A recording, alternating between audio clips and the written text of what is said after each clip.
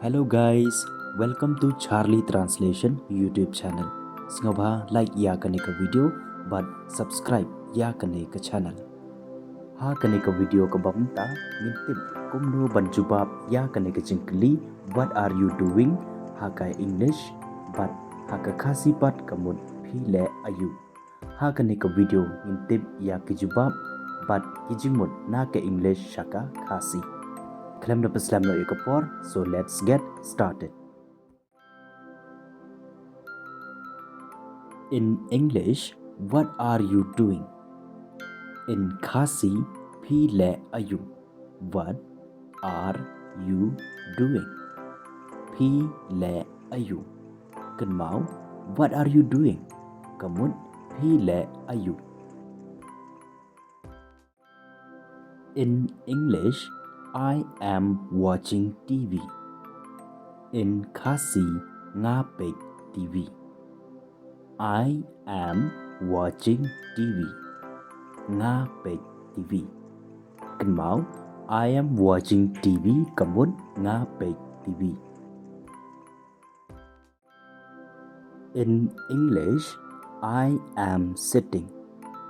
In Khasi, nga shong. I am sitting. Nga shong. Kanmao, I am sitting kamut nga shong. In English, I am having tea. In Khasi, nga dang di sha. I am having tea. Nga dang di sha. Kanmao, I am having tea kamut nga dang di sha. In English, I am sleeping. In Khasi, nga thia. I am sleeping. Nga thia. Kanmao, I am sleeping kamut nga thia. In English, I am playing football. In Khasi, nga le kai ball. I am playing football.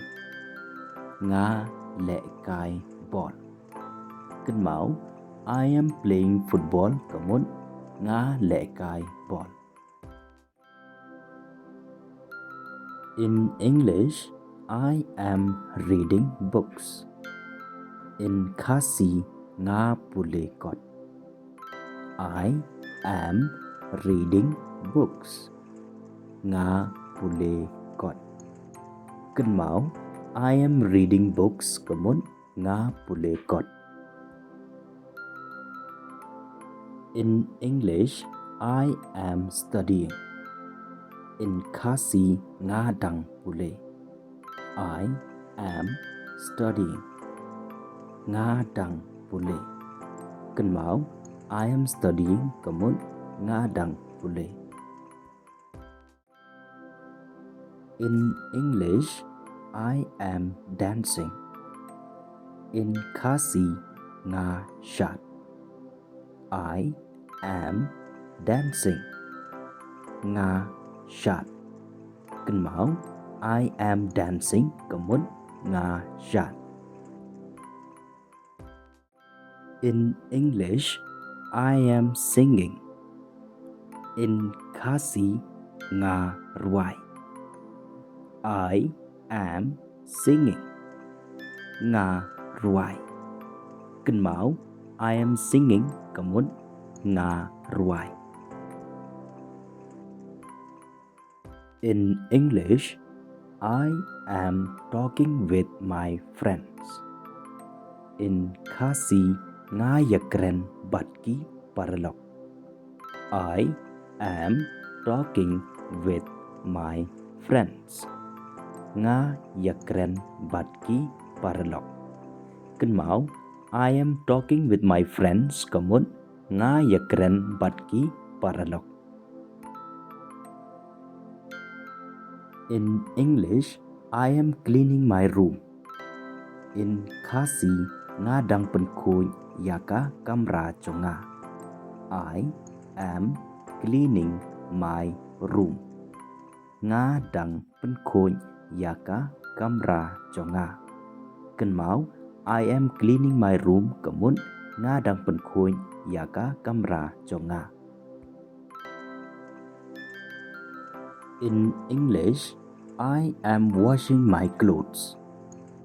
In Khasi, nga dang sanh yaki jain jonga.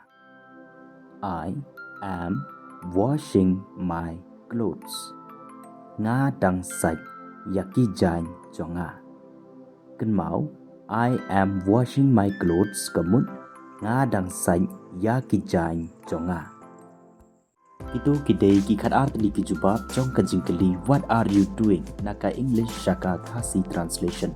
Nada kan ko video kayo ars pa like ngan sapteng sakhat artli ki jubab ka jing-kylli what are you doing naka English shaka Khasi lambat ka translation. Para lok ya ka bamta tangkang nihi sekendo haka wipat kapor haka wipat ka video. Tada sumar bahaya lade. See you soon. Tata.